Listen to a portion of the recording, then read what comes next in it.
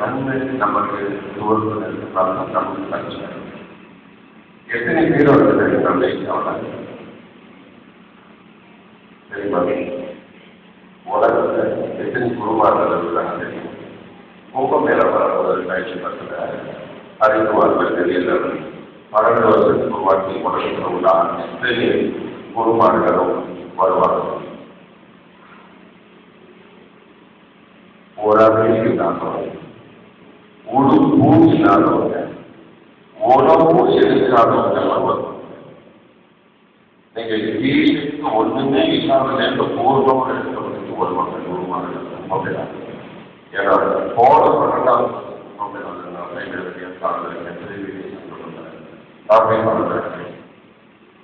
அப்ப அங்க போயிட்டு இந்த சிந்தனையே நமக்கு வராது. அவங்கள குறையா பார்ப்போம், அவங்கள நிறையா பார்ப்போம், அவங்கள இப்படி பார்ப்போம், அவங்கள அப்படி பார்ப்போம். முதல் தடவை பார்க்கும்போது எல்லாரும் ஓகே பக்தர்களோட. அப்ப 2ஆவது தடவை 3ஆவது தடவை 4ஆவது தடவை பார்க்கும்போது எங்க குரு அவங்க குரு செஞ்சுக்காம யார் கண்ணில் அவங்க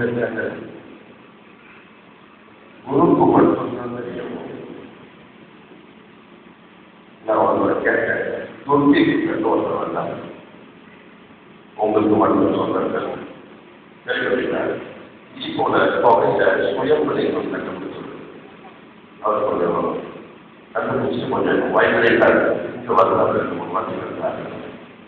நான் அவருக்கு உட்காந்து பேசினேன். இப்போ நான் கேட்டேன், அவங்க இன்னொரு டிமோட்டிய முடிவு இருந்தாங்க. இப்போ நான் கேட்டேன், அவர் வந்து நான் கேட்டேன், ஒரு சித்தர் தான் கேட்டேன், நீங்கள் சித்தர் தான் தொகையை நேரம் பார்த்தாங்க.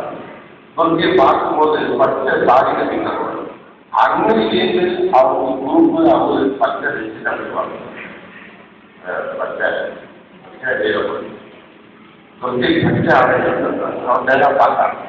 ரொம்ப பொகையிலே இருக்கிறவங்க முடியலாம் ரொம்ப அவர் வரும்போது அவர்கிட்ட கேட்டேன், ஐயா உங்களோட தன்மை இல்லை, அவர் கேட்டேன், உங்களோட தன்மை நீங்க ஒரு பெரிய தொட்டா பரவு மரம் மடிச்சு மாட்டேன் நல்லா மரம் செத்துக்க மாட்டேன். அவர் சொன்னாரு இருப்பார். அவர் சொன்னாரு நிச்சயமா மறக்கணும். உண்மையா சொல்றீங்க, உண்மையாக பல்விகள் 1ஆவது நீங்க ஒரு ஒரு மானப்பட்டா ஒரு மானப்பட்டா அது பழம் அது செத்து போறது நிச்சயமா பழம் நல்லா வரும் அப்படின்னு சொன்னாரு. 3ஆவது கேள்வியில மானப்பட்டா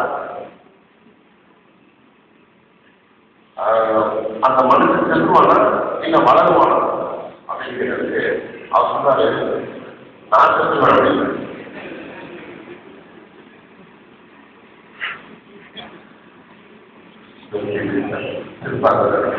உண்மைதான் சொன்னது உண்மைதான். ஏன்னா பாருங்க, அது நான் சொன்னேன் குருமார்கள் குரு என்ற டைட்டில் எங்கேயாவது ஒரு இடத்துல